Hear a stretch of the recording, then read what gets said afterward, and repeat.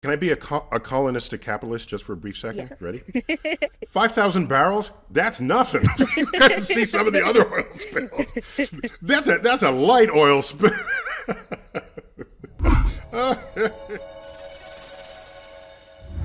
This is StarTalk. I'm your host, Neil deGrasse Tyson, your personal astrophysicist. And today, we're going to talk about environmental science and what it means to even be engaged in that if you're in the West or somewhere else. Well, let's find out what that means in a minute. I've got with me my co-host, Marcia Belsky. Marcia, welcome back to StarTalk. Yay, thank you so much for having me. I'm so excited to be here. I'm excited for this topic too. I'm really, really excited to It's hear about it's a this. really it's a topic that everyone ought to know about, and most people don't even know exists. Exactly. So that's where I see this. And so who we have here is a world's expert on indigenous environmental studies. Who even knew that that was a thing? I've got Jessica Hernandez. Jessica, welcome to Star Talk. Del Padiche Biguri, thank you for having me here today.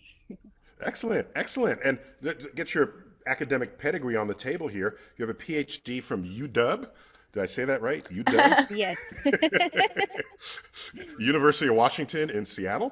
And that PhD was in environmental and forest sciences. Okay, another underappreciated feature of the world are our forests. You also have a master's of marine affairs, which sounds like some secret office of the Pentagon or something. You know, the few, the proud, the Marines. So does marine have a very specific definition other than, when I think of Marines, I think of marinas with boats, but surely there's a scientific meaning for that word. Yeah, so Marine Affairs is like very an interdisciplinary program. So it focuses on like ocean science and also freshwater sciences, but it also integrates the policy. So one of the classes that we had to take was international ocean law, which is like a different field from, what we are used to as scientists.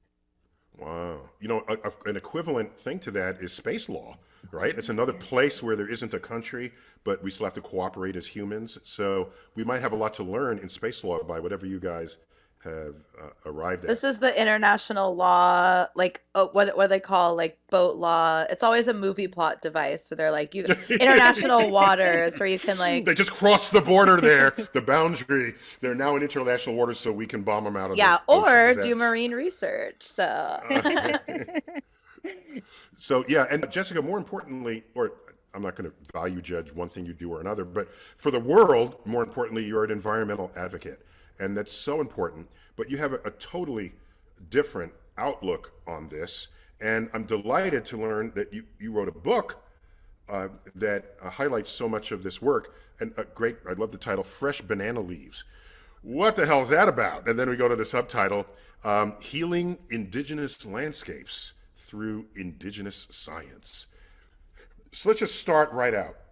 What is it we can learn from indigenous science that, quote, traditional science either doesn't know or can't learn, or we're ignorant to, or we're in denial of?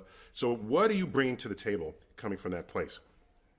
Yeah, thank you for your question. And I think one of the ways that I look at Indigenous science is that, a metaphor that I like to give the audience is like Indigenous science kind of looks at the completed puzzle versus Western sciences. We focus on the puzzle pieces, right? So we focus typically on two or three. So we're missing to look at the holistic or the entire picture in this sense.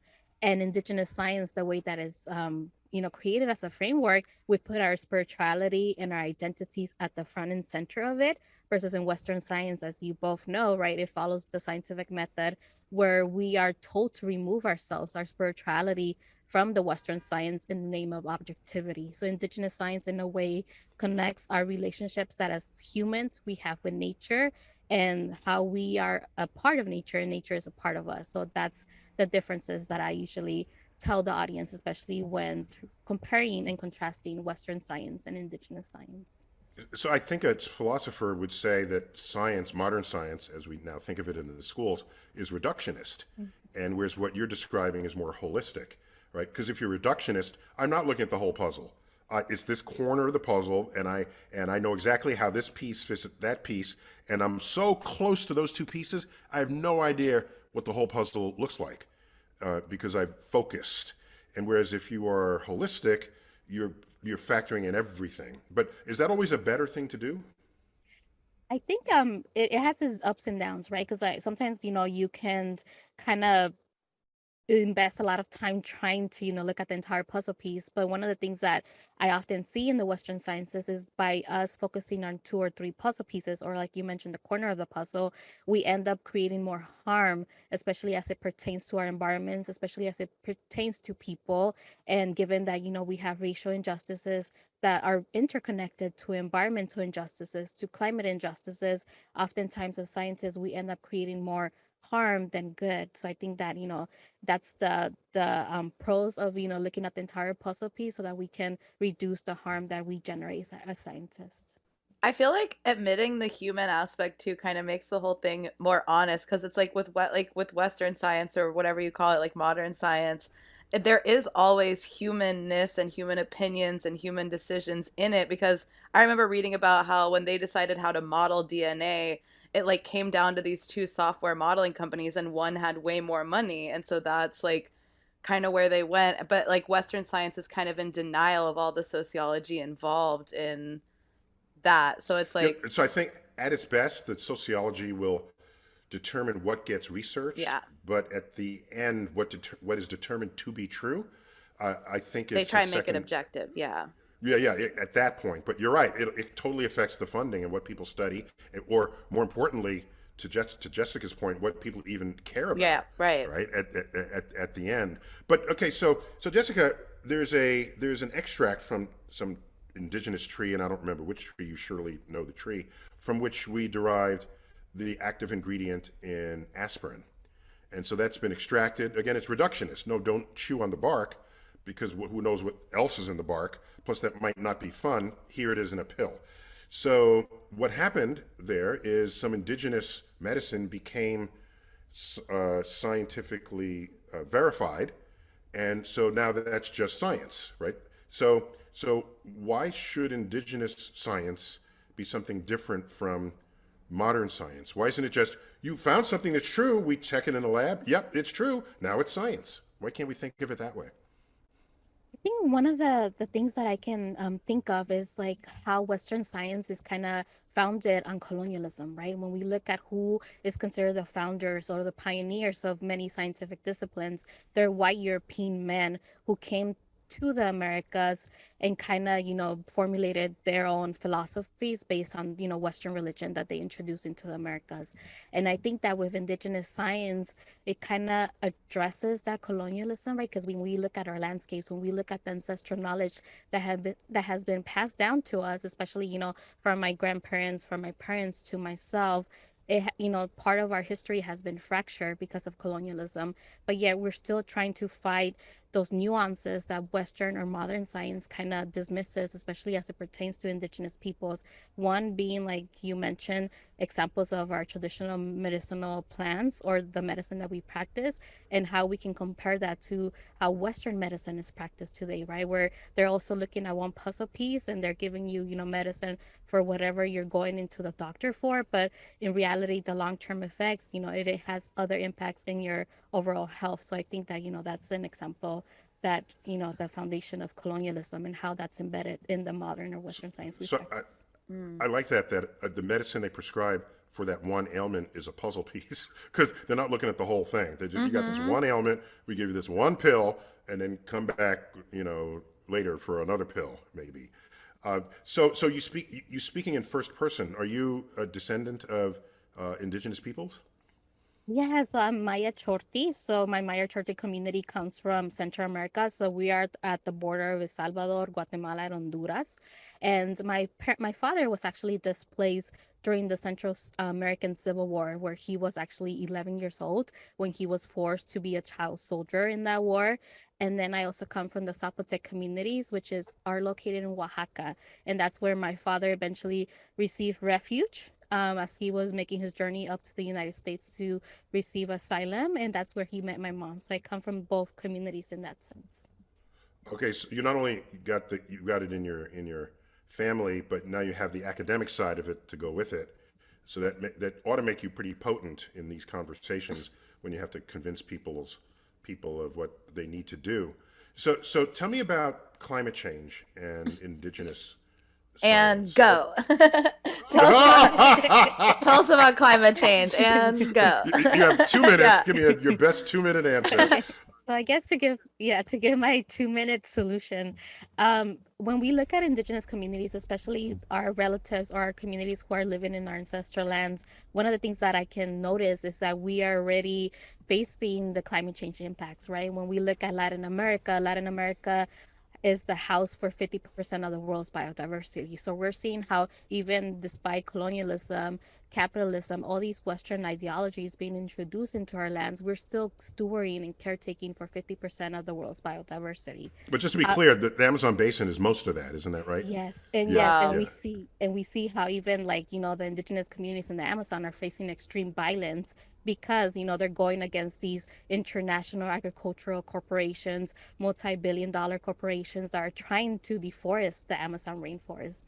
And I think that through that, many indigenous communities are trying to mitigate climate change, but oftentimes when we talk about in the Western science or in the international scope, right, we're kind of focusing more on the adaptation strategies. But, in indigenous communities, we're mitigating those impacts by going against extractive energy resources, by going against, agricultural corporations that are kind of introducing monoculture that are, is in at the end of the day destroying the biodiversity. But yet, when it comes to the climate change discourse and going to these international forums, indigenous voices are nowhere to be found, right? They often talk about us, but they don't include us at the table or allow us to lead those tables or conversations. This is a big issue. I mean, so this goes beyond science. This is policy. And when you mention sort of the colonistic cultures descending on the native cultures, I don't have a problem when you say they brought their science with them, but the real oppressive parts of it is not so much, I would think, is not so much the science, but their way of living and their way of conducting business and their way of how they think of themselves relative to other people.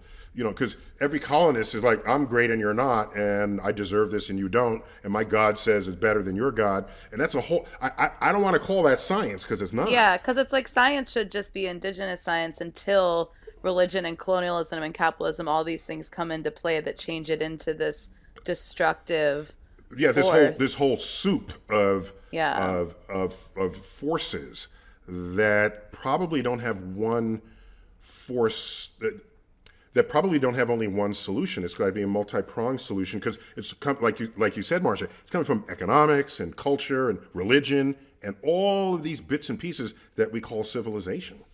Yeah, and you're fighting it. It's interesting because it's like I feel like it's kind of what's happening in every area where it's understanding these great forces like. And you're fighting against it locally, and it's like, well, we can protect like what we still have, but then you're still fighting against people trying to take that and encroach on, the land that is protected. Right. We got to take a quick break, but when we come back, I want to take a deep dive into that biodiversity question. I didn't know that like it was 50% of the world's biodiversity is in Latin America. That's an amazing Me neither. fact. Yeah. I knew the Amazon basin would have a lot of whatever it had, but for it to be that much even of the whole world, and just to watch the contest, the conflict between indigenous peoples and the West that basically, Europe basically, that wanted to conquer the world. So when we come back, more of indigenous peoples and their role in saving the planet on StarTalk. We're back, StarTalk. This is on indigenous environment, saving the planet, the conflict between Western science and what indigenous peoples know about the land that they're on and the holistic caring of the earth. It's all here.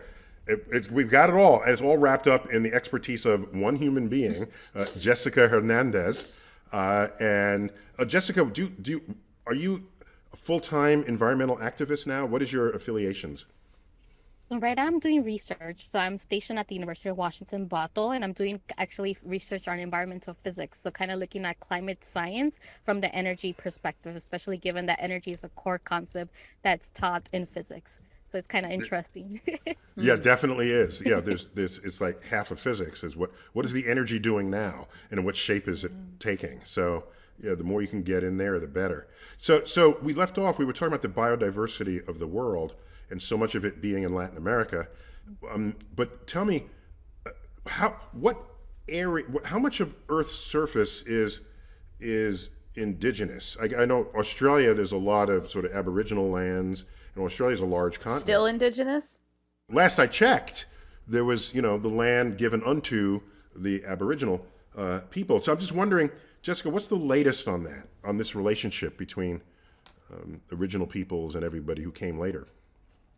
Yeah, one of the things that I see, especially in the global context, is that indigenous communities are still fighting for those land rights. As we all know, right, nobody wants to give up their land, especially land that has been stolen from people, especially indigenous peoples. We have a unique history, right, when we talk about, like, for instance, the continents of Australia, the continents of Africa, the continents of South America, and also North America. And I think that is very different in each community, especially in each continent, where, for instance, in the Americas, we are seeing some indigenous movements that are reclaiming land rights, especially the land. And one of the movements that I talk about in my book, Fresh Banana Leaves, is the Zapatistas movement. So the Zapatista movement was actually led by indigenous women, even though when you look at the Zapatista movement, if you were to Google, the men are actually the ones that are amplified, even though it's an indigenous woman-led movement, because, we know that patriarchy is still embedded in environmentalism. And that movement, basically, the indigenous communities of South Mexico in the state of Chiapas decided that they were going to overtake the capital of their state and actually burn land deeds in the municipal towns. So by burning land deeds, right, nobody had ownership of their lands anymore. So they reclaimed their lands through that way. It was a peaceful resistance movement. Ironically, the Mexican government didn't enact any violence against them to stop them. So they were successful in that sense. So that's an example of how I can think of indigenous peoples having to reclaim their land rights, but obviously it's not something that's automatically given to them. But we're seeing that as we speak today, even in the global context. Well, so my only American counterpart to that was in the 1960s when people resisting the Vietnam War would burn their draft cards, right? So they're burning the paper claim on their life. All right, and so if you burn the land deed, that's brilliant. If you burn the land deeds, there are no land deeds. There's a lot of, like, even in America, like United States of America, there's all this, like, pipeline protests, like, because, they're taking land that was promised over a treaty and being like, never mind, and kind of everybody's looking the other way. Mm-hmm. You can do it if no one's looking, right? So you need advocacy. Yeah. Precisely. Otherwise, you get steamrolled. Well, yeah. So tell me, how much of the world is overseen by indigenous people of the world's land? Yeah, so the stat says that even though we make, indigenous peoples make less than 5% of the world's population, we're storing 80% of the world's biodiversity. So that 80%, it's a drastic percentage, especially when we talk about biodiversity and, the entire world in that context. Wow. Okay. So then it's up to you to protect it. I mean, how does someone reply to that? If you got 80% of it, fix it, or do something with it. So I think that oftentimes, we are still, like, even like Marcia was mentioning, like the pipelines, right? We still see how when we're trying to protect our landscapes or our lands, we are faced with extreme violence. I think with, the prime example that we all witnessed was what was happening at Standing Rock, right? Where the police were actually using tear gas or military equipment to stop those protests because, they didn't want to listen to indigenous peoples. Tell me about give me some specific examples of what indigenous peoples are doing with regard to forests and the oceans that others could be doing that could help things. Yeah, so one of the things that I can think of is in my Zapotec community and nation, we are made up of different pueblos or different tribes. We are actually stewarding our forests, right? So we're actually leading timber companies or timber, businesses, where we actually are not necessarily deforesting the entire forest, but we're, taking timber in a way that allows us to take the timber from older trees when they're mature, but it still allows the trees to grow again, right? So it's not necessarily getting rid of the entire tree, it's kind of cutting it in a way where we're using our traditional knowledge to cut what we need, especially to sell timber in that sense. And I think, and when we look at the timber industry, especially when we are looking at even mentioning books, right, there is a paper shortage because of the pandemic, and also because we have cut down so many trees. So in that regards, that's an example of how we can actually still use those natural resources that that our society depends on without destroying the entire resource itself, right? So in this case, the tree. Another example that I can think of is also how we view agriculture, right? So in my communities, we have these systems known as milpas. And these milpas are holistic agricultural systems where they don't necessarily need much man labor like Western agriculture, where these milpas kind of generate themselves. Obviously we pray to them, we do ceremony, especially before we harvest. And we also have animals that live there that also nourish us, right? In Oaxaca, we consume a lot of grasshoppers and insects because they're rich Yum, yum, in yum, yum, proteins. yum. We make our grasshoppers, which, in Western diets, it's like, what is it? It's rare, right, to eat grasshoppers. But in that sense, that Rare doesn't really capture the fact. Whatever. They're eating frog legs in Louisiana and stuff. It's like That's people are true. eating whatever. An Yeah. alligator. No, frog legs are okay. Grasshoppers, never. Yeah. But I Got to guess draw the line frogs eat somewhere. grasshoppers, so so you're like I've indirectly actually, consuming them. I've had Yeah, I've see? had pan-fried grasshoppers before. They're crunchy, and I don't know if a little salt and pepper. They were fine. I definitely think So- the way I'm socialized, I always scares me because it's always like when the apocalypse comes, are you going to be able to like eat bugs or eat everything? And people who can live off the land obviously have such an advantage. And I'm like, I don't know. I eat like mac and cheese out of the box. You're first to go. I'm first to go. You're the first wave of Push death. comes to shove, I like to think I could eat a grasshopper, but we'll see. We'll see.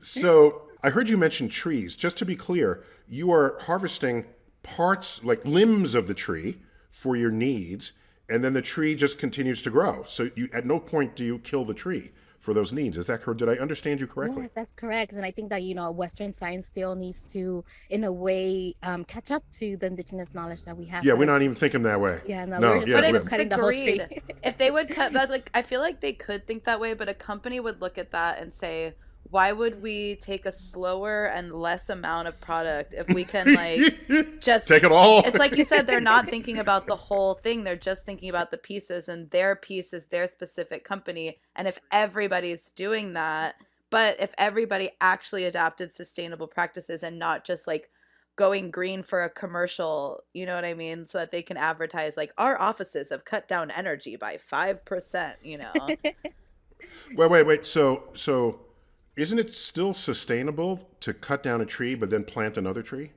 Isn't that still creating some kind of equilibrium? It's a more violent equilibrium, of course, but isn't that still what... I mean, I was amazed growing up. How is it that every year there are Christmas trees available for people, right? So there's got to be somewhere, because you're buying a tree that's older than a year, right? So somewhere they're growing trees at a faster rate than we're using them. Otherwise, we would have run out of trees, right? So isn't it possible to have an equilibrium of new trees versus trees you cut down? I think one of the important things to mention is that, when we're trying to talk about mitigating climate change, right? Like we're trying to reduce the amount of greenhouse gases, and we know that trees kind of, help us mitigate those impacts. A tree takes years or generations to actually mature into a bigger tree.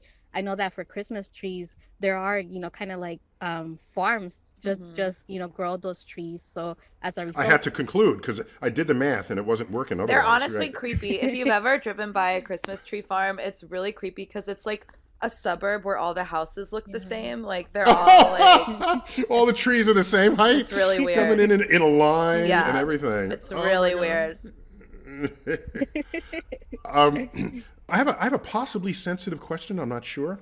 So, not to generalize all indigenous peoples of the world, but there does appear to be a common theme where ancestral knowledge is cherished and it gets handed down from generation to generation, and no one wants that to be lost, lest you break off an entire branch of wisdom that had been there ever since the dawn of things.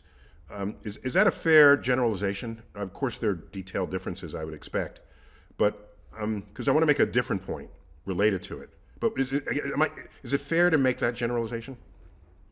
Yeah, and I think that, one of the examples that we can look at is slavery, right? Because slavery was stealing indigenous peoples from the continent of Africa and kind of ripping them apart from their roots and bringing them into the Americas to caretake and steward the lands, right? Nobody taught them how to do that. And I think that through that, right, I know that, not every indigenous person agrees with me, but I always include our Black relatives in the indigeneity discourses because, they have indigenous roots that were stolen from them. And one of the ways that they were able to kind of fracture that indigeneity was through, separating families. And we saw those tactics even used in boarding schools, right, where indigenous children were ripped from their families so that they can be assimilated. And we it's very parallel to what happened in slavery. And I think that oftentimes, that's a great statement to make because we saw those things happen in the past, especially as it pertains to Black and indigenous peoples in the continent of the Americas. Did you actually use the word indigeneity? I love it. Yes. Oh, very cool word. Oh my gosh. Okay, so here is my question to you then. Isn't an aspect of that problem that many of the indigenous peoples did not have writing as a tradition? Because when you have writing as a tradition, nothing gets forgotten. It just gets put in a book, and now a next generation can read the book and compare it to other new discoveries, and then it becomes part of the culture with no risk, lest there be a library fire, with no risk of it getting permanently lost. So why doesn't somebody just write down all of these traditions, and then we have this canon of indigenous holistic ways, and then we can go page by page and say, we tested that in the laboratory, we have a better way for that. Hey, we never knew about that. Let's try that out. How come that's not happening? We all see how yoga went, so I'm sure that would go well if we put it all into a book and then Westerners could just charge people to read it. Yeah. Sorry, I didn't mean to cut you off. I think that it's important to mention that some of our ancestors actually had writing systems, right? When we look at the Mayan civilization, and when we look at even the Oaxacan indigenous communities, we had codices, which were written ancient, kind of like our writing style, but they were burned during colonization. A lot of our regalia, our traditional clothing, actually coming from a family that embroiders and does regalia for our communities. We write our own stories through that art, through that embroidering of the flowers. But yet, when we look at how colonization addressed that, they burned those items because they were, because of Western Christianity, they were kind of relating that to worshiping the devil, worshiping evil spirits, so they burn a lot of that. We have some codices, our written writing styles in stones kept behind museum glass doors, right, to the ones that were actually not burned, and they're in Europe. So how do we have access to those things that these multi-billion-dollar museums are actually keeping behind museum glass doors, when in reality, that can be used for us to also pass down the knowledge and reclaim some of the knowledge that was, stolen and lost because of colonization and all the. Well, of course, there's been an ongoing movement to decolonize museums and other institutions that exist, all the fruits of indigenous peoples through the lenses of Western folk. So we're going to take a quick break. But I want to remind people that you have a new book, and the first two words are banana leaves. And you have to just, before we go to break, just explain the banana leaves because it did catch my attention, mind you. But I'm forcing you to tell me a little more about those two words. Yeah, so banana trees are actually not native plants to Central America. And I think that one of the reasons why I entitled it Fresh Banana Leaves is because banana trees, while they were introduced into Central America, they have become our relatives, right? When we look at Central America cuisine and our food and the traditional foods like our tamales and everything else that we make, we incorporate those banana leaves. And I think that that's a history that many indigenous communities in the Americas that have banana leaves into their diets kind of have that relationship with banana trees as it relates to them becoming a relative and also a displaced relative. And we can talk more about that in the next. Wow. Okay, so it's not only a literal but metaphorical reference to an entire way of living. And it also kind of ties to my father's story, especially his story when he was a child soldier. At the age of 11, he was forcefully um, made to join either the guerrilla or the military, the government military. So he joined the guerrilla. And one of his stories that he tells me is that banana trees, even though they were introduced into Central America, they became their only food source, right? When we look at the guerrillas in Central America, they were made up of indigenous children fighting against the oppressive government structures, especially the government structures that introduced these plantations that were forcing indigenous children to work for, pennies, oftentimes for just a meal. And I think through that, it kind of also plays into the role that, these banana trees, they were fighting against, like Marsha was talking about, they were fighting against these systems that were introduced, not necessarily against the banana trees, but the systems that kind of govern those plantations, especially as it relates to, those Western monocultural agricultural Management systems. management Yes. habits of the thing. Yes. Right, right. Hmm. Well, all right. When we come back, I want to actually hold you to the rail here and get you to solve some of these problems, okay? Yes. And we're going to do that on Star Talk when we return.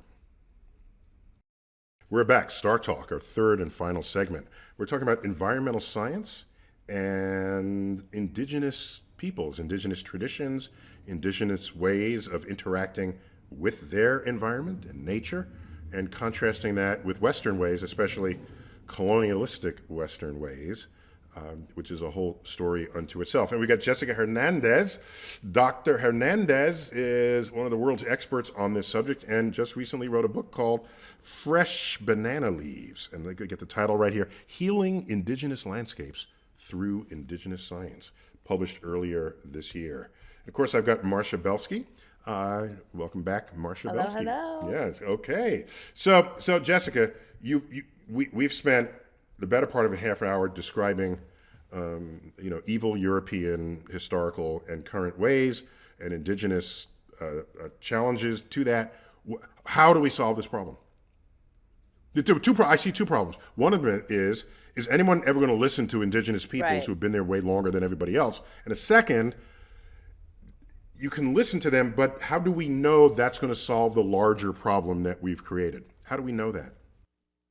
I think we're seeing how current international policy and also national policy is trying to understand that, actually local knowledge and listening to indigenous peoples can help us mitigate climate change.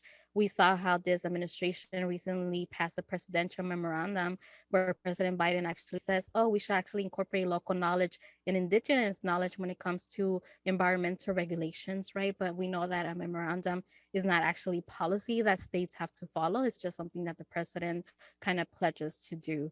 Another thing that we're seeing is the International Panel on Climate Change, the IPCC, recently submitted a report where they're actually saying, oh, yeah, it's time for us to listen to indigenous peoples as it relates to addressing climate change impacts. So I think that there is a lot of power behind local knowledge, especially local indigenous knowledge, to steward our environments. And I think that that all relates to the land back movement. And for those who haven't heard of the land back movement, the land back movement is kind of a way that indigenous communities are trying to get their land back, and not necessarily to own their lands, but because ownership is a Western construct, but to steward and caretake of their land, especially the indigenous communities who have generations of history, stewarding those landscapes in that sense. Okay, so what's an example of something indigenous wisdom can bring upon the solutions that we're seeking? Let me think of, like, for instance, we gave the example of my Zapotec community and how we actually, take care of our forests. I think another ways is even when we look at indigenous communities and how they're actually going against extractive energy resources. Like recently, we saw how in Ecuador, the Amazon rainforest had over 5,300 barrels of oil spill, even though the indigenous communities of that region were against that building of those pipelines going through the Amazon rainforest, right? So unfortunately and ironically, it takes an environmental catastrophe or environmental, drastic event to happen for people to be like, oh, actually we should have listened to indigenous communities from the start, because in that case they could have prevented those thousands of oil barrels spilling in the Amazon rainforest. Right. Can I be a colonist to capitalist just for a brief second? Yes. Ready? 5,000 barrels? That's nothing. You guys see some of the other oil spills. That's That a also light that oil they spill. didn't want built. Exactly. It sounds like it feels like there's still a very infantilizing approach to like Native communities where it's like very like That's a good way to say it. I agree 100%. asking to help when we need it, and like you said, mostly after the fact, after a catastrophe, even laying blame when it's like just to dodge blame for like where the issues actually arise from. And then you see Native people working so hard to preserve the land and to, just fight to be listened to. And it feels like we could just cut out so much of the BS by just cutting out that first step of like, should we even listen to them? Will it even work? And it's like, I think we've seen pretty well what the issue is and who knows what keeps the earth going versus what kills it. I agree, Marcia, completely.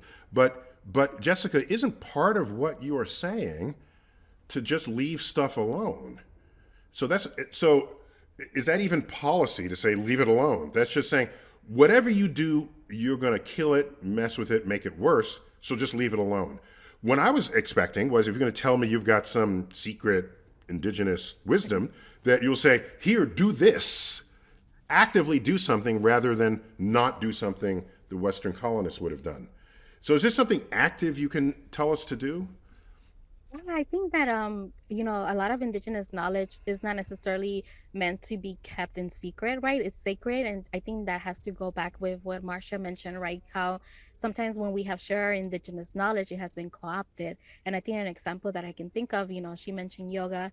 I can think of permaculture, right? Permaculture, to get a certificate in permaculture, you have to pay hundreds of dollars, and Mm. permaculture is actually stolen Aborigine knowledge from the indigenous peoples of Australia, where a white cisgender man came and he was like, oh, this is amazing, let me package it so that the Western society can consume it, and we're going to call that permaculture. And for those who don't look at the histories behind certain disciplines or areas of study, they don't know that that's actually indigenous, co-opted indigenous knowledge. And I think that it's also building better relationships where we look at indigenous knowledge not to be consumed, but something like you were mentioning, Neil, that can be, that can help us mitigate climate change. And I think that unless we dismantle that Western way of thinking where everything has to be sold, where everything has to be commodified, indigenous communities are going to be a little bit receptive to sharing their indigenous knowledge based on, these past cases. So, as I understand it, you have certain shepherding of forests, given where your ancestry, and something that's been with Earth ever since there's been Earth and forests are forest fires. They've been sort of picking up the pace lately, but nonetheless, how did indigenous peoples ever deal with that? Because those can happen very naturally with a dry season and a lightning bolt.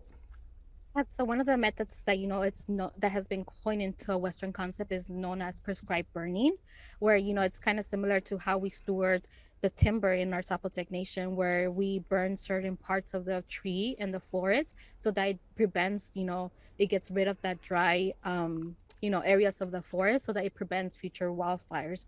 I know I gave the example of milpas, and milpas are also these holistic agricultural systems that during the summer season they actually burn themselves, right? It doesn't necessarily require us to put it on fire, but those milpas, they're very restorative in that sense that they burn themselves, and then that allows the crops to regrow again. And I think that that's the same that the management practices that we have embedded into our forests is that prescribed burning to prevent future wildfires in that sense.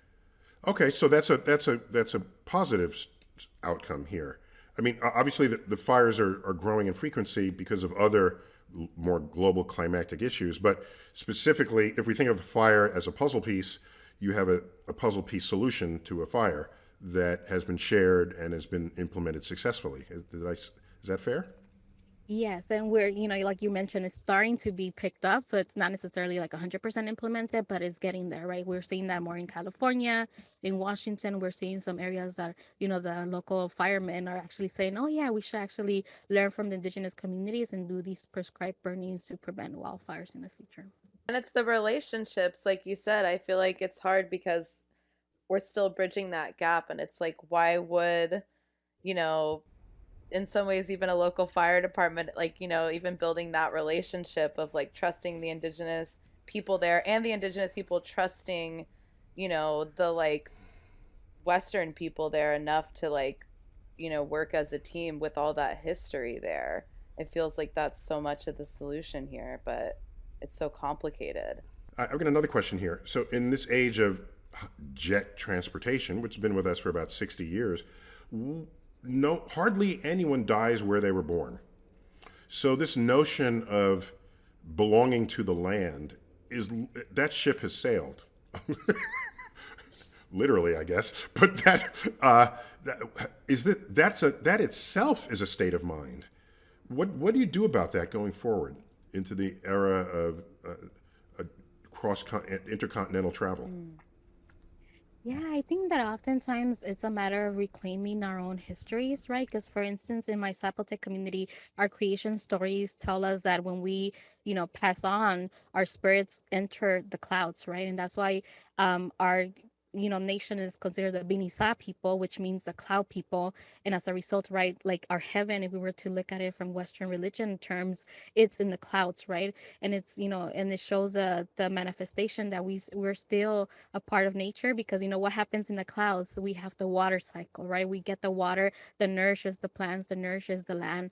And I think that oftentimes we talk about how being indigenous means holding on to those relationships, to that spirituality, even while you're displaced. And unfortunately, for many people who have been displaced, like you're mentioning, because you can travel or you are forced to migrate, you fracture that identity. But I think it's important to reclaim our histories, especially when it relates to the spirituality that still holds us connected to those landscapes.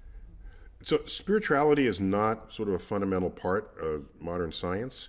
So how do you bridge that gap? I think it takes us to relearn and unlearn the ways that we have been taught science, especially when it comes to, being objective. Because when we look at the foundations of many science, and for instance, somebody who's studying the concept of energy, we know that the concept of energy was actually created during the British Industrial Revolution, right? So there was a lot of Western religion, Entirely. embedded in that concept of energy. But when we practice energy from the environmental physics lens, we tell ourselves, oh yeah, it's not social political, it doesn't have any ties to our society, it's an abstract concept that cannot be seen or perceived. But in reality, when we look at the history of that concept, it's very embedded in that religion and that British industrial revolution beliefs. But somehow there's a disconnection between the history and how we're told to practice that today. So how should someone practice it today? Someone gets a degree in physics. What would you want? How would you want to see that? You want them to read up on indigenous ways, just so that where they can or should fold it in, it's available to them? Because right now, of course, we're not even exposed, even if there were something there. And I think that I currently work with a lot of physics teachers, especially teachers who teach in the secondary educational system, because physics is a secondary educational topic that's taught everywhere. And I think that one of the ways that we can do that is even by integrating equity, right? When we look at teachers serving Black and Brown students, a lot of the energy impacts that it has in societies is actually impacting the students' community. So it's not just looking at the indigenous ways of knowing, which I think is a great step to do, but also looking at the societal implications that the concept of energy has through place-based education, right? As someone who grew up in South Central Los Angeles, there are so many examples that I can think of how energy actually created more environmental pollution and how that's related to the high asthma rates that, we suffer as children living in South Central Los Angeles. Okay, so that's energy produced by fossil fuels, but you can make energy other ways that wouldn't pose that risk. So that's a factor as well. And Marcia, when I kept hearing this thing about a puzzle and whether it's holistic, I was just wondering if in a stand-up routine, is an isolated joke a puzzle piece, but you only give a really good performance if it all fits together and makes one big puzzle at the end? Do you get a bigger applause if it's holistic? Yeah, I feel like think about if somebody had like a 5-minute set on late night and they had one good joke, but the rest of it bombed. Like, unless it was like, I don't think there could be any joke good enough where you wouldn't be like, that guy was terrible. Like, Because unless he's like a one-liner, but then you'd be like, how come only one of them's good? Why is he on my TV? You know, all the pieces got to fit together for it to make sense. I feel like that makes sense too with like getting people in physics classrooms just to have different perspectives, because different perspectives lead to less blind spots. So it's like, I feel like you get more indigenous people and more spirituality just to have a seat at the table. So Jessica, maybe that's more of what we need, just a seat at the table here, just so that the view can be aired in front of those who never even knew the view existed.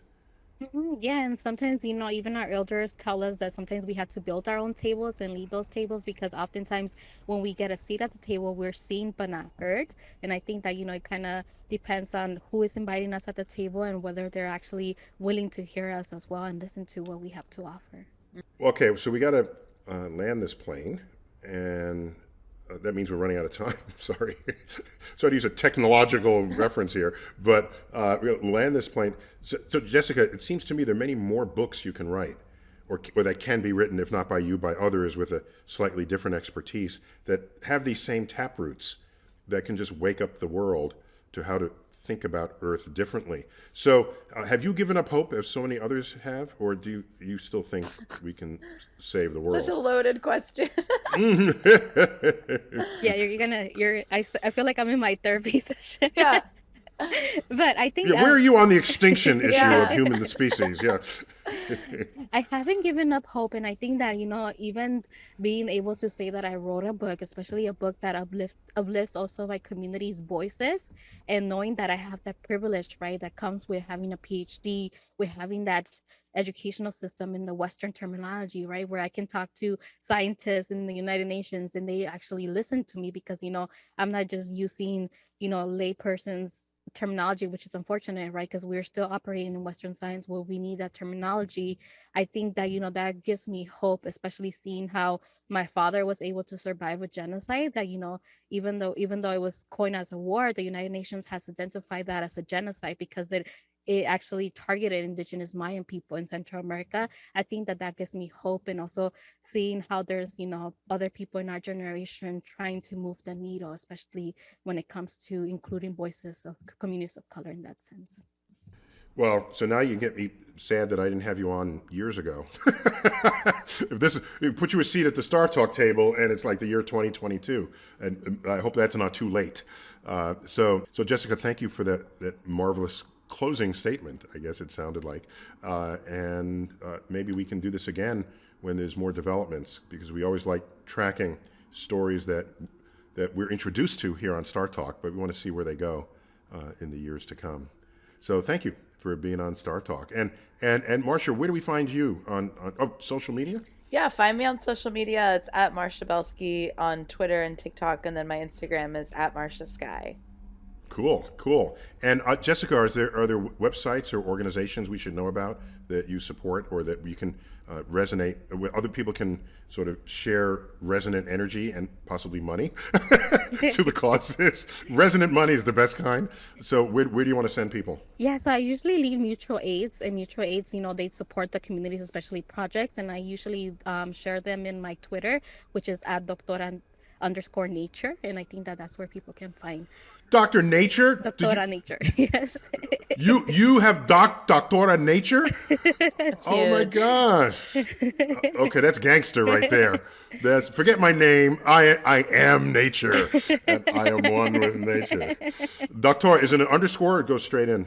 _Nature, yes. So Doctora_Nature. Yes. Okay, well, that's going to be easy to find. All right, guys, great to have you. This has been StarTalk, the Indigenous Peoples Edition, if I can call it that. Neil deGrasse Tyson here, your personal astrophysicist. As always, keep looking up.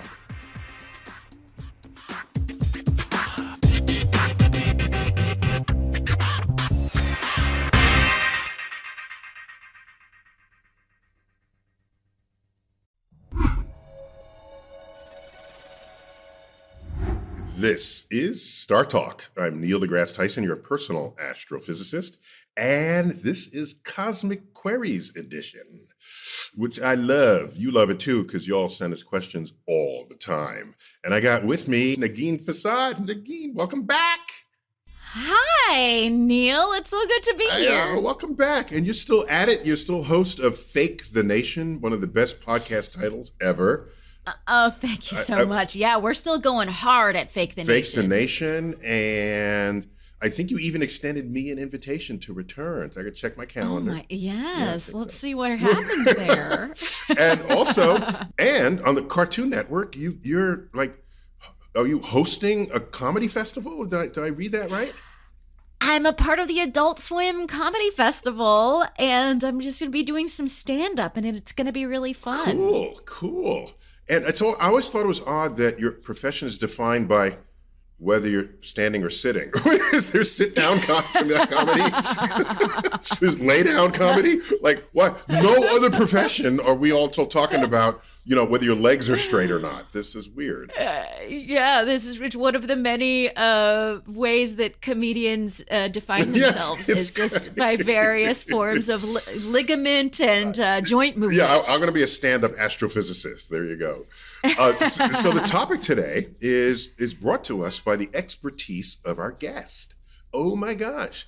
I have a colleague, Professor Annette Lee. Annette, welcome to StarTalk. Happy to be here. Yeah, there you go. And so your expertise, you not only sort of have the astrophysics chops, but you also have a deep appreciation for art and culture. And not just any culture, but sort of indigenous cultures and their historical relationship and current relationship to the night sky. Have I encapsulated that accurately enough?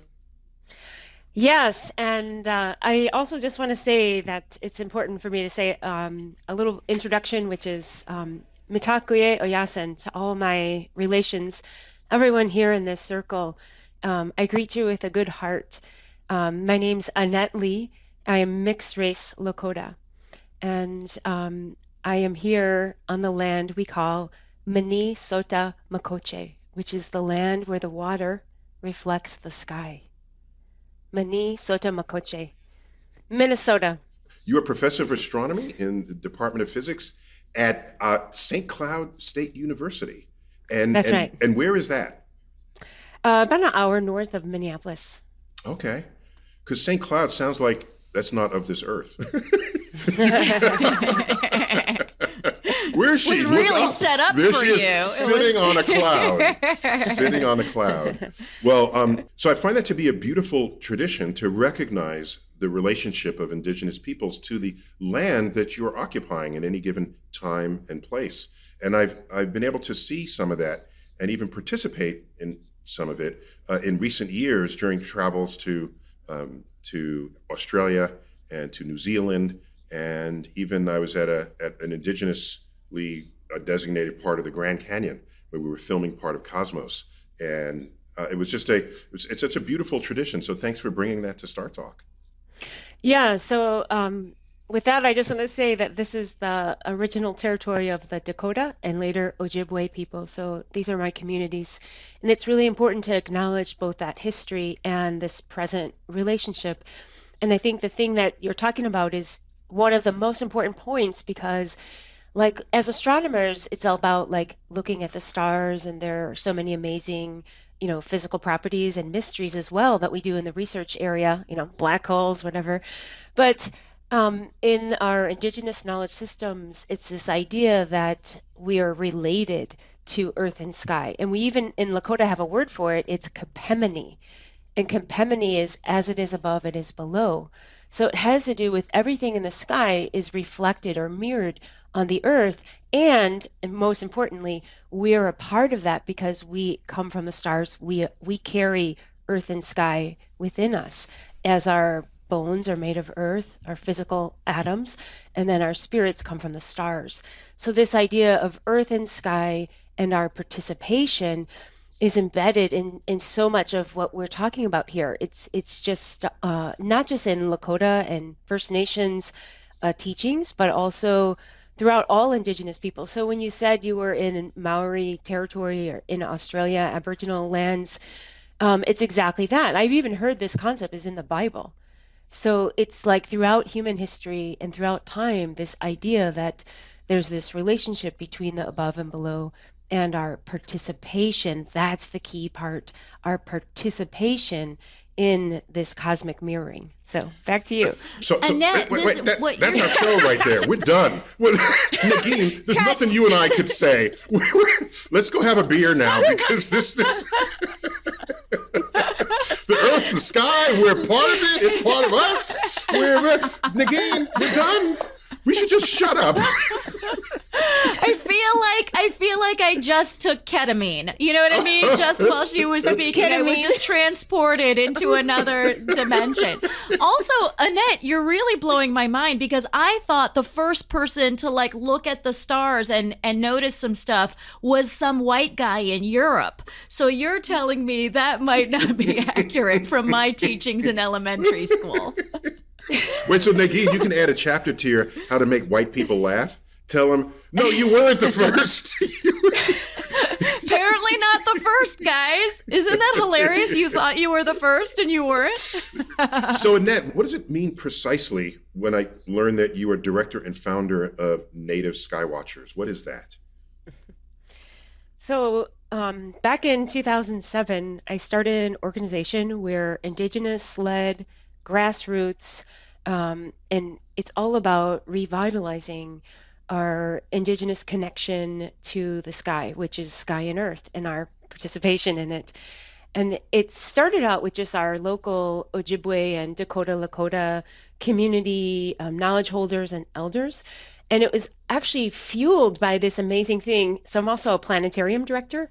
And I would be doing planetarium shows, and just by nature, I'd be pointing out like, well, there's Leo the lion, but there's also the Ojibwe lion, Mashi Baju. And I'd be like, isn't it cool that the Greek lion's head is the Ojibwe lion's tail? Like, what are the chances that anyone would see a lion anyways in that pattern of stars that looks like a backwards question mark? So I was pointing out these Ojibwe and Dakota Lakota connections. Wait, were you just being polite, saying that it's their tail rather than it's their butt? I just wondering.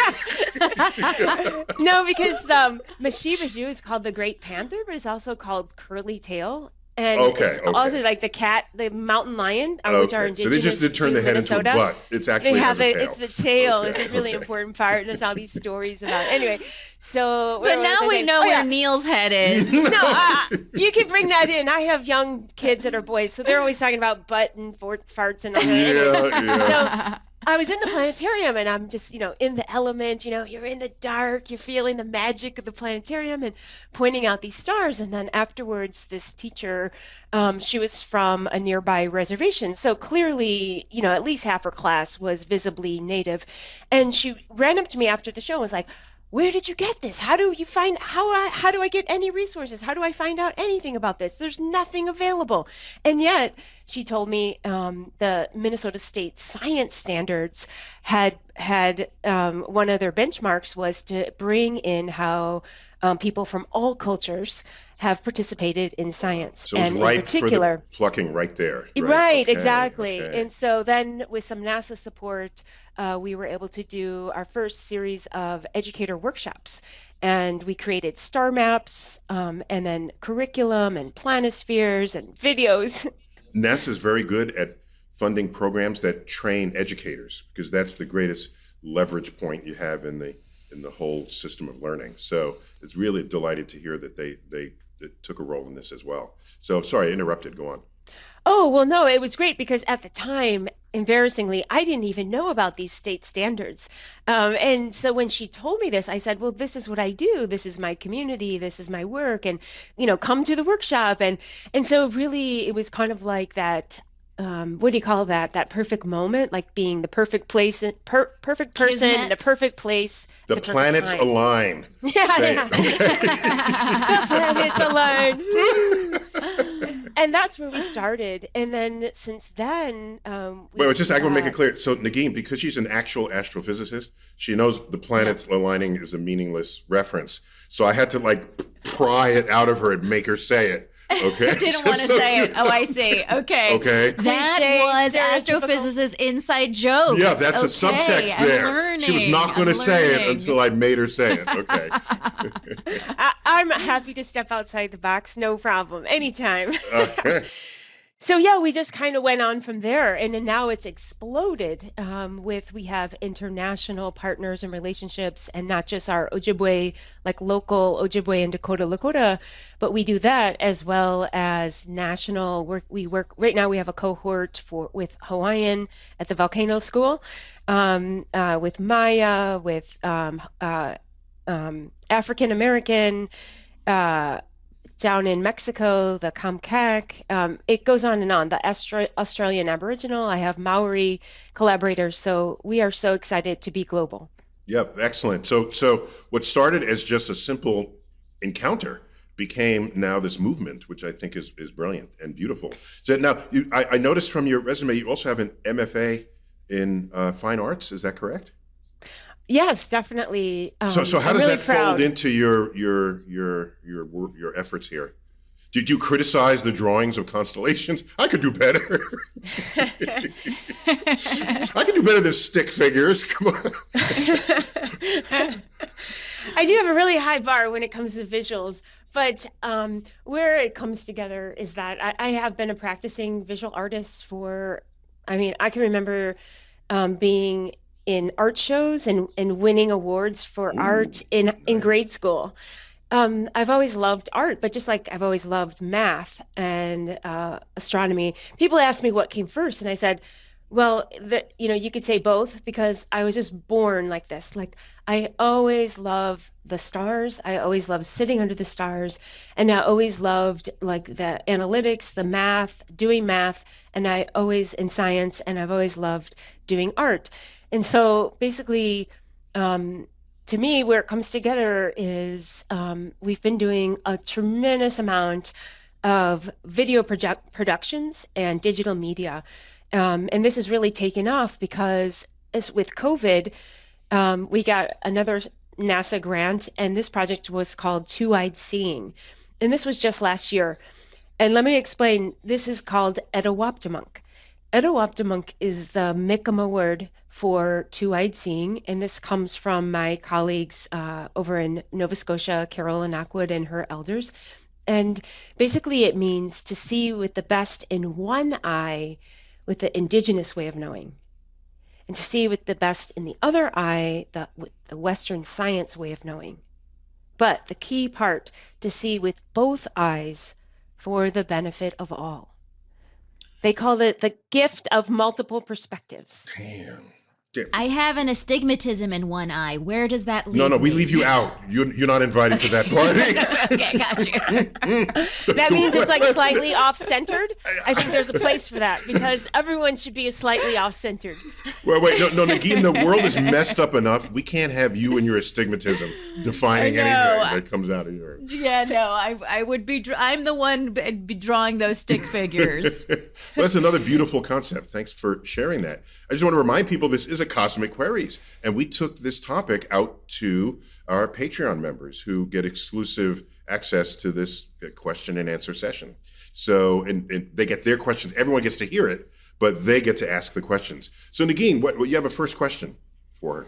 Yes, Daniel Kulikowski, who's a fellow Minnesotan, says, I'm wondering what your views are on the current state of light pollution around the world and any negative impacts it has on people's feelings and perceptions about the night sky. Ooh, well, that's a big topic. Let us take a break. And when we come back, we're going to find out. We're going to find out what Annette has to say about pollution. Because in astronomy, light pollution is equivalent in the damage that it does to our access to the universe as air pollution is in its damage to our lungs. Is that too far? Did I go too far on that? Do you guys? Not at all. Not at all. There you Not go. far enough. Not far enough. See, Nagin, what can we do? What are we going to do with that? This is her show. She's going to be.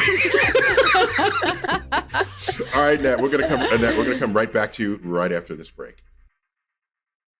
We're back, StarTalk, Cosmic Queries. We're talking about what the universe looks like to indigenous peoples. and it looks a little different from what you've probably been taught in school. And we've got one of the world's experts on that, Professor Annette Lee at St. Cloud. So Nogin, we left off with a question about light pollution. And who's that from again? That's right. Daniel Kulikowski was asking about your views on the current state of light pollution around the world and if there's any negative impacts on people's feelings and perceptions about the night sky. What do you have, Annette? So, yeah, with light pollution, I'm going to start there. I'm going to say, yes, I am very concerned about light pollution. I've done a lot of work with the International Dark Sky Association. And the idea is that from an indigenous practice and way of life, the sky and our connection with the sky, it's an essential. It's not an option. It's not an accessory. It's the place where we come from. The stars are not just physical, distant, abstract balls of plasma or gas. Those are our relatives, our oldest living relatives. And, we even have in Lakota, there's teachings that the stars are the breath of the spirits.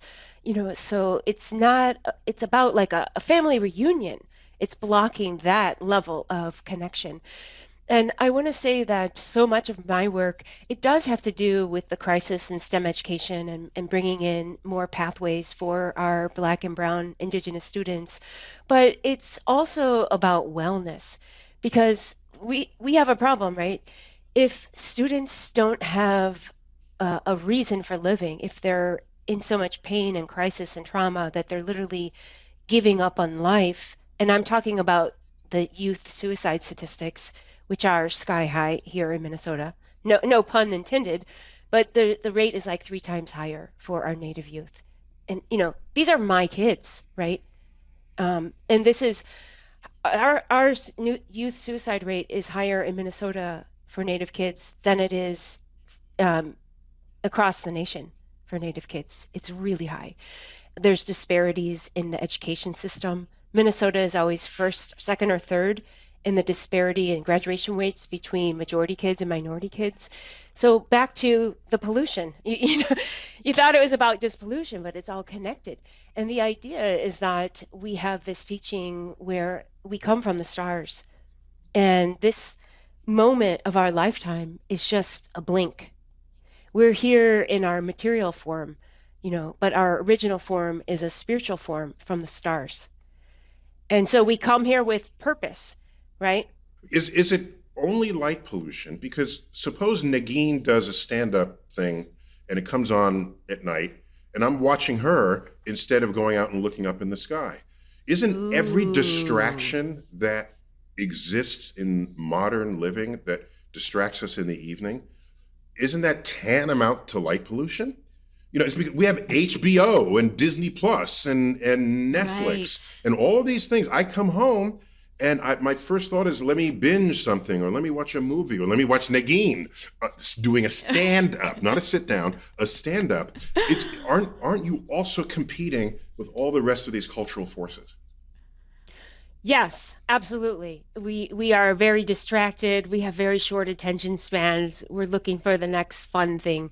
But there's something really important and fundamental about our connection to the stars.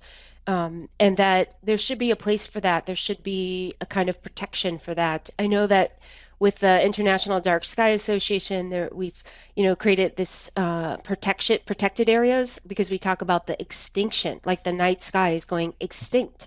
And so, here in Minnesota, it's a luxury because we can drive, 5-10 minutes and really see dark skies. We can really see the Andromeda galaxy. We could really see the Northern Lights, right? I mean, you're in New York City. Wow, I really feel bad for you. You have the planetarium, right? Yeah, we just huddle we don't together have stars in the planetarium dome and put up the fake aurora and the fake. That's what we'll do. Don't forget to let a few also mosquitoes inside there to make it real, buzzing around. Make you feel at home. Yeah. Can I just say, in defense of myself, though, that my stand-up is not the enemy of the cosmos. If anything, it's Squid Game. So let's just, note where popular culture is right now. Go on, just blame something else instead of yourself. Okay, fine.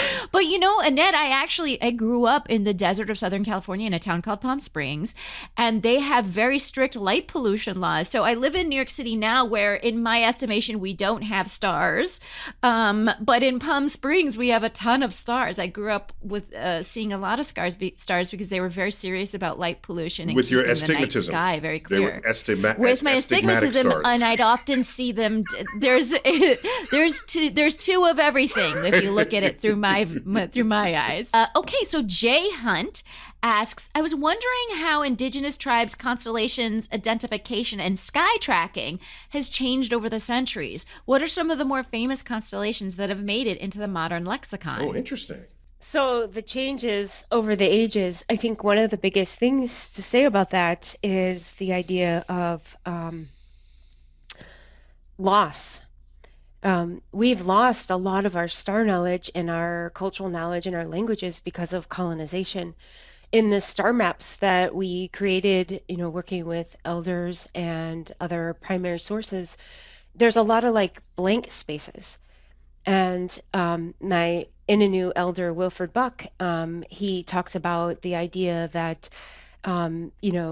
before colonization, that map would have been filled up.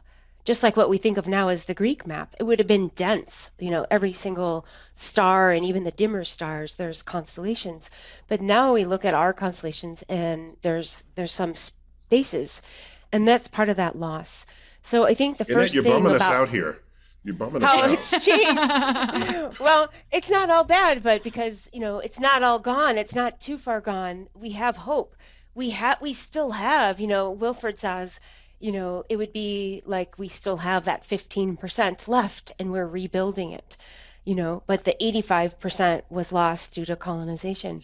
So anyways, I think that's what comes to my mind in just, a really honest way, that even though a lot of people in history class and all, we learn that colonization, back in the 1400s, the 1500s, the first most important thing is that we are still living in the wake of that history and that event. So where we are today has everything to do with what happened, 500 years ago. There's no denying that. And I think it's extremely important to acknowledge that. So that's why we're trying to build it back. I'm working right now with Mi'kmaq elders and knowledge holders, and we're in the process of creating their star map. So like I said, there's a lot of hope here too. I don't want to be all negative, but also we have to be honest, that this is happening and it's a part of where we are today. So back to the question, one of the things I go to is the Big Dipper, because the Big Dipper is so popular. It's something that everyone here in the Northern Hemisphere kind of knows, those 7 bright stars. And so, for example, we think of Ursa Major through the so-called Greek constellations or asterisms, the nicknames for the stars, the Big Dipper. And we also have a lot of teachings there, one from the Innu is a bear as well, but it faces in the opposite direction. So just like I was saying, with the curly tail and the Ojibwe mountain lion, we have the same lion with the Greek, where the Greek Leo the lion is. We have other teachings with the bear, and the bear for us is more to do with a medicine. And also the bear has to do with, it's one of the only animals that's 2-legged. So there's a really important story that has to do with people, because we're 2-legged, right? So there's the winged ones, the ones that crawl, there's the 4-legged, mammals and, dogs. But then there's the 2-legged. And so we're the 2-legged, but see, the bear is kind of one of those animals that's also sometimes 2-legged. But this is the key point. The 2-legged represent and bring wisdom. So the bear has wisdom, and we as humans have wisdom. So that's kind of what we bring to the whole circle. And I think that's really important, because it's because we have our wisdom and we have our strong critical minds that we can get out of these situations that we're in right now, that there is so much hope, that we can create a better future. And that's why we're here talking about it, right? So ultimately, it is totally an optimistic and let's create something better for our kids. Let's address some of the crisis. Yeah. Interesting you say this. I have a stupid observation to share with you. If you go to circus acts and you see dogs performing, the dog that is typically walking on two legs more than other breeds of dogs is the poodle. You ever notice that? The poodle is walking on its two hind legs more often than other breeds of dogs. And they say that the poodle is the smartest among the dogs. So you were talking about wisdom among the two-legged walkers. I just was wondering.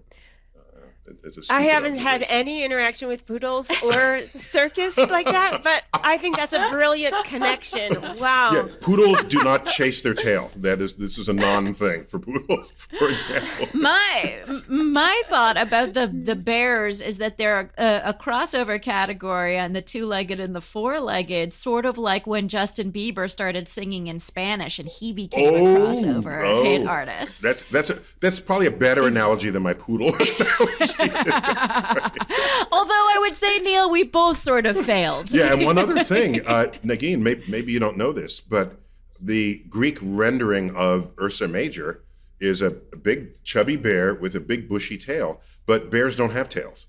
They don't have big bushy tails. So it's an anatomically forced addition to the species simply because they were connecting the dots. Ooh, it's like early animation. They were just like exaggerating, making it up. Yeah, I mean, they do have tails, but they're nubby, stubby things that are barely even visible in the density of their hair. So yeah, Annette, what do the natives do with the bear's existence or non-existence of a tail? That's a good question. I haven't heard any, cute stories about the. I know in the planetarium there's a typical story about how the bear got its tail frozen in the lake. I think it was given some food and it turned around, it got a fish out of the lake, and then it took too long to eat it and the tail froze in the lake, and then it stepped away and the tail broke off.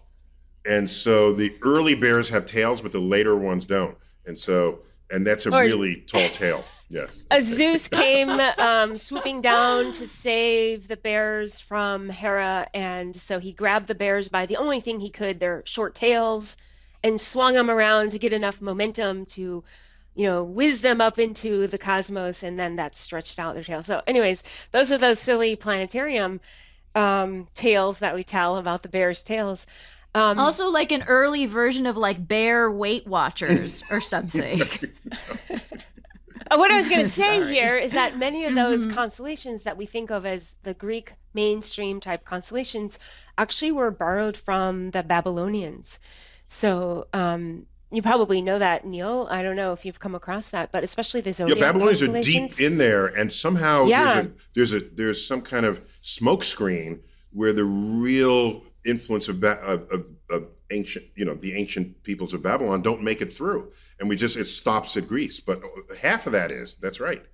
From my understanding, it has to do with the Greeks, the Babylonians, and the Egyptians right there along the Mediterranean Sea. So there was a lot of sharing and mixing and warring and everything. But yeah, you're right that it actually ended up just being labeled. Now we think of it, that comes from the Greek tradition, but there's so much more to the story.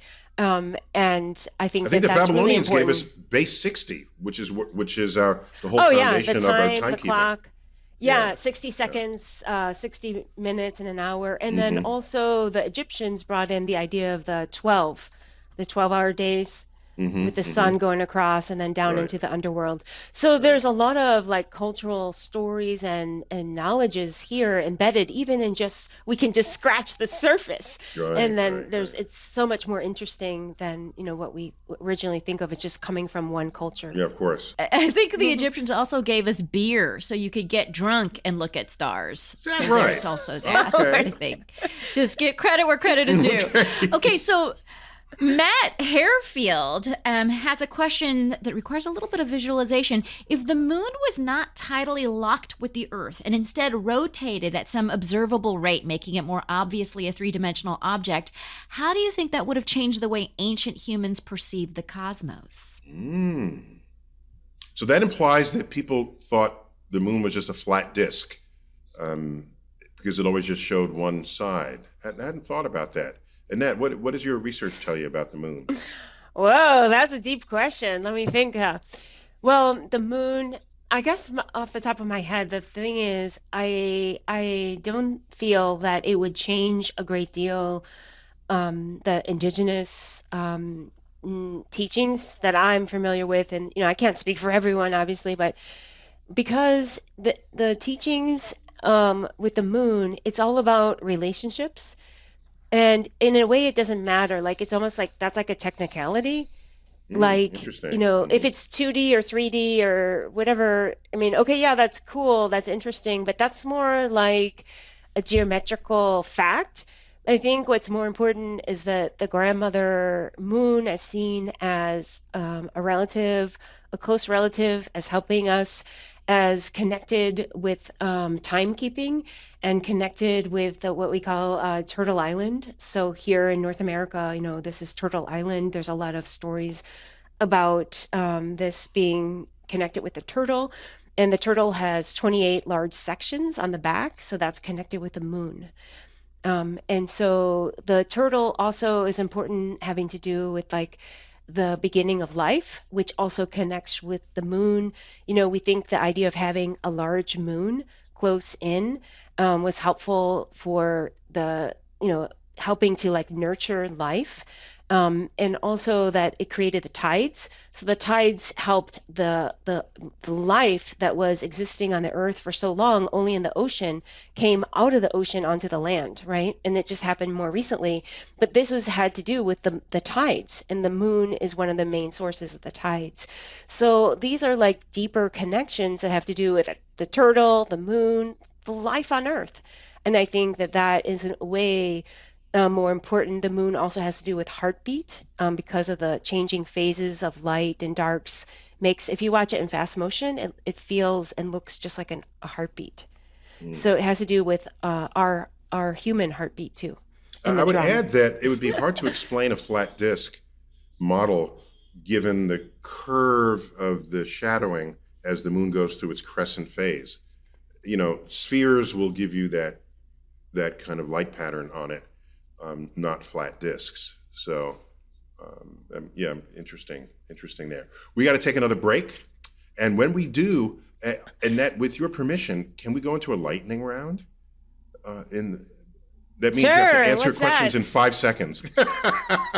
It enables us to get through more questions than we otherwise would, because it's quite luxurious to give the full hammer of your breadth of knowledge to each of these questions. Okay, lightning. Yeah, I'm going with the flow. You think you can handle it? Out. I've never done lightning. Yeah, it's different. And Negin, you have lightning questions lined up? Oh, yeah. Okay.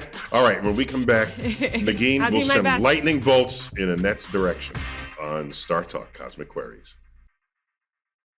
We're back, StarTalk Cosmic Queries. We're talking about what the sky looks like to people who are not white. Do I characterize that correctly? We have a special guest here who is a world expert on this very topic, Annette Lee from St. Cloud University, just north of Minneapolis.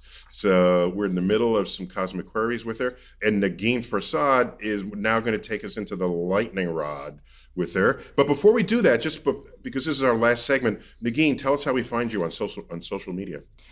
Ooh, you can find me at Negin Farsad on Instagram, on Twitter, even on TikTok. All three. NEGINFARSAD. Oh yeah. Guys, don't worry, I don't dance on it. Okay, all right. I've saved you from that. And how about Annette? How do we find you in the social universe? I don't even know what TikTok is. So, just try email nativeskywatchers@gmail.com. Oh, okay. All right. And is there a website associated with that? Yeah, the website, nativeskywatchers.org, nativeskywatchers.com. Oh, we got lots of cool projects. Cool. That'll make up for not being on Instagram and Twitter. That's where we'll find all your activities. Very excellent. Okay. Negin, throw some lightning bolts at Annette. See how many of these questions we can get through. Okay. Here we go. Donna Palmieri asks, are there any astronomical discoveries made by Western scientists that indigenous people of North America had already known? So when it was announced, the indigenous community was like, oh yeah, we knew that a while ago. Where have you been? Okay. So that's a yes or a no. I would say yes. Were there? Yes. And what exactly? I mean, so lightning round, you can take 10 seconds to answer the question. I only had 1 second. What's the best example of this? Okay, here, I'm just going to tell you my example that comes to mind in 5 seconds is that some people notice the sun, how it goes from east to west and higher and lower, and there's a beautiful pattern that with the sun if you watch it throughout the year. But what about the moon? Did you ever notice the moon has a pattern of where it rises, where it sets, how low, how high? And so this moon rising and setting pattern is another beautiful dance that is done in relation to the sun. Well, so anyways, it's kind of complicated, but basically I remember learning about it. And then one day I was talking to an Ojibwe elder and he was like, oh yeah, short shadows walking home snowshoeing. Short shadows. So what he was talking about is in the middle of winter when they're snowshoeing across a frozen lake, okay, like up in Canada, and at midnight the moon's out, but the moon has a really high path across the sky in the middle of winter because it's opposite the sun. So the sun is low in the winter, the moon is really high. Are you still with me? Oh, all there. Go on. And the moon is really high. So when you're walking on your snowshoes across a frozen lake and it's 40 below, then there's going to be a really short shadow because the moon is basically directly overhead or close to it. Mm-hmm. So something that most like whatever mainstream or Western sciences folks don't even know about the path of the moon and the height of the moon in a seasonal pattern. It's not necessarily even taught in typical Astro 101 classes or, any level. But this was like a everyday common, short shadows in the winter. And this is the benefit of simply paying attention to what's going on in the sky and what's going on around you. Right. Okay, so now we have to dock 90 seconds from your next question, from your next answer. Okay. Here we go. Was not, all right. I only said I would give it a try. Okay, Nagin, give it another one. Slap her with another one. Go. Robert Bratcher asks, how has science education changed over the last decade, and how will it continue to change to keep children and teens interested in what they're learning, furthering their thirst for scientific discovery in all aspects of the science fields? So how has it changed? Okay, so it's changed by what used to be the lecture model, the standard model, as the teachers like all-knowing and the students as blank slates. Well, all the research shows that doesn't work, right? And so this idea of active learning, and then my research and other folks in the area of astronomy education and research, the idea that we can bring culture and our humanity back into learning science, and we can have students learn more science and be more engaged.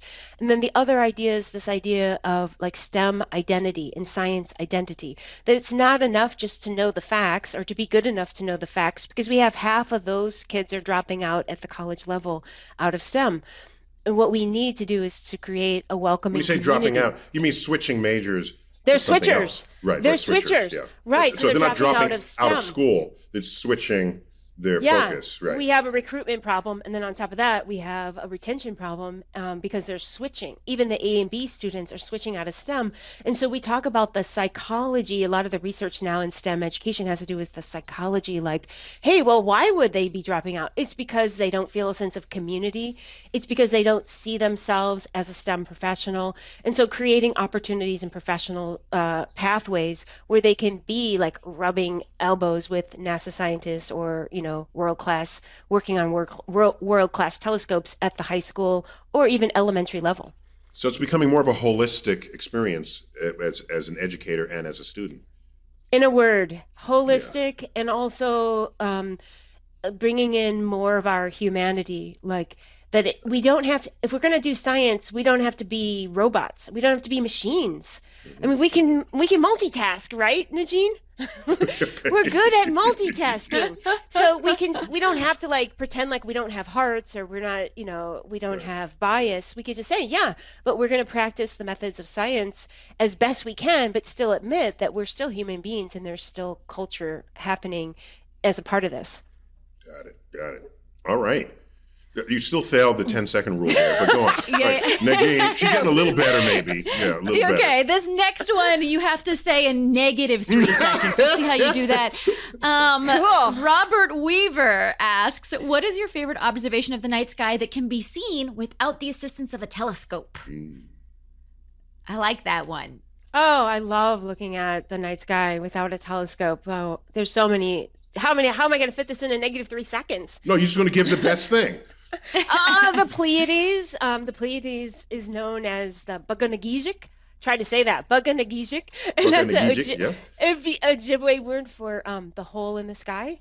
So it's a kind of a doorway, a star doorway between the physical plane and the spiritual plane, Baganagijik.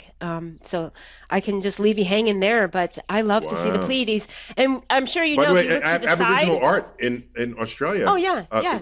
I looked at a lot of what they portrayed, and the Pleiades are in practically every illustration. And Maori, that I saw. and Maori. Yeah, throughout human history, that's probably the number one go-to where all the cultures have some amazing teachings related to the Pleiades. And then I love to look to the side, and then you can use your averted vision, your rods instead of your cones, and then you see it just pop. You have to do that, right? Najine, you've done that, right?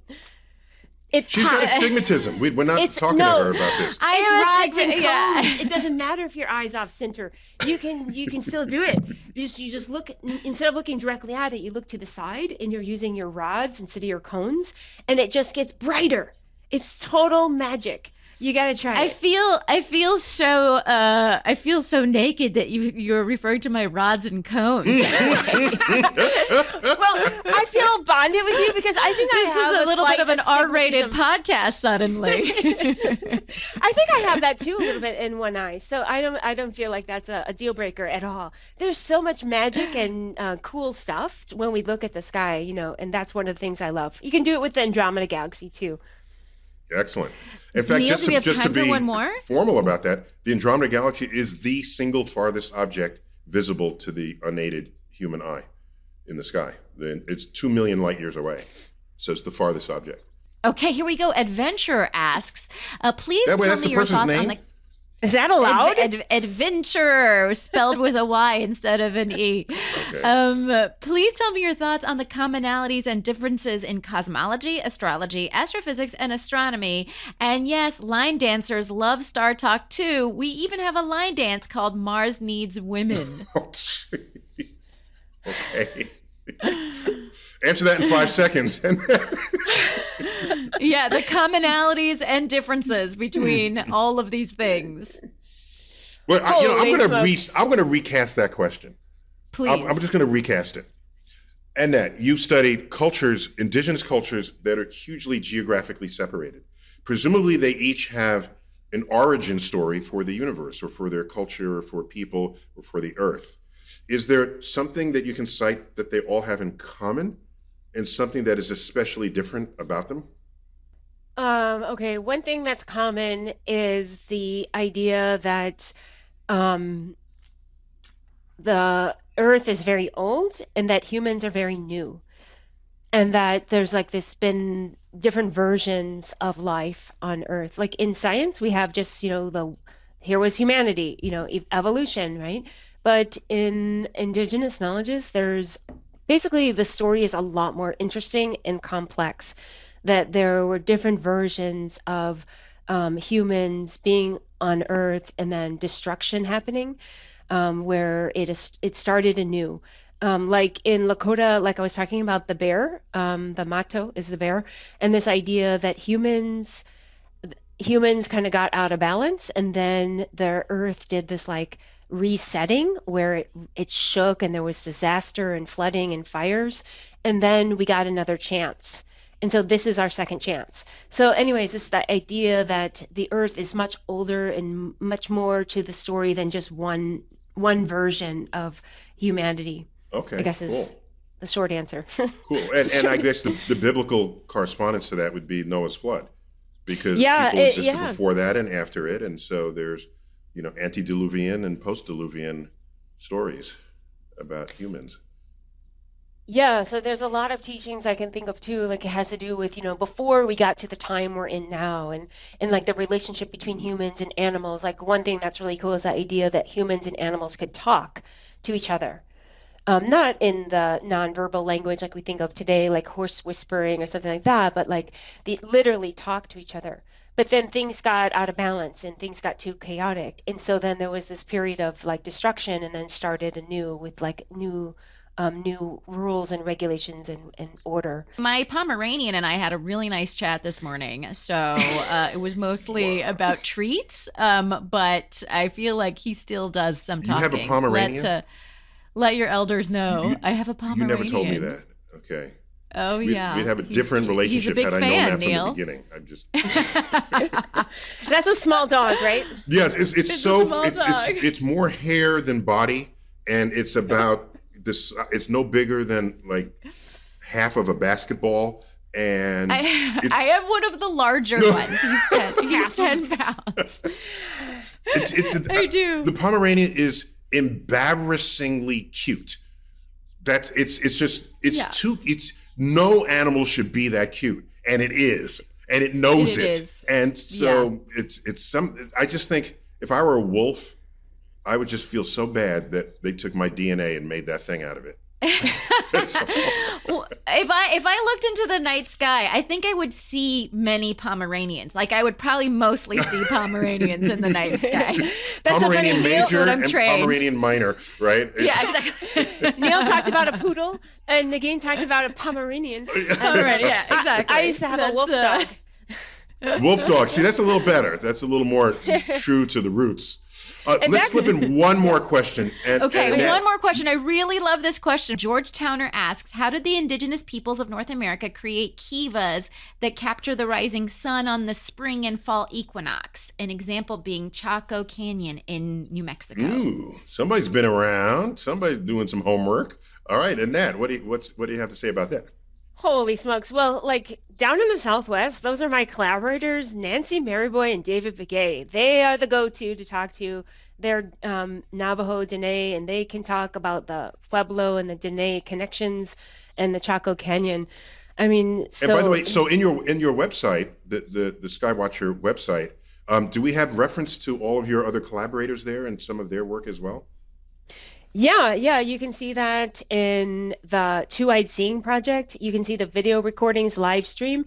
And we had our Indigenous knowledge holders working with students, Indigenous students, and their teachers, and they created content related to, this Indigenous astronomy and NASA science and what was most meaningful to them. So Excellent. I would highly recommend you go and check that out. You might spend a little more time than you were thinking in that, because there's a lot of content. If you did the site right, that's what should be happening to people. All right, they'll get lost in a very good way. So we've got to call it quits there. Ned, it's been great to have you on this and to meet a fellow planetarian. And we'll find some other excuse to get you back on, and we'll talk planetarium smack. We'll just don't forget poodles and Pomeranian. Okay, thanks a lot. Changing the show to dog talk is what we're changing. Yeah, there you go. I've never laughed so much on a live stream, a radio show. Thanks. It was fun. And Nagin, always good to have you. I'm going to look for you. Thanks so much for having me, Neil. on the Cartoon Network. And yes, I look forward to that. So again, thanks again. I enjoyed this show. There's so much to learn and know about peoples of the world that aren't always the ones that are in your face telling you what they think you should know. It takes a little effort, and it's richly rewarded. And I'm glad we have folks like you who are just in there getting the job done and taking names. So thanks for what you do, what you bring to the world, and for being a guest on StarTalk. I'm Neil deGrasse Tyson, your personal astrophysicist, and as always, I bid you to keep looking up.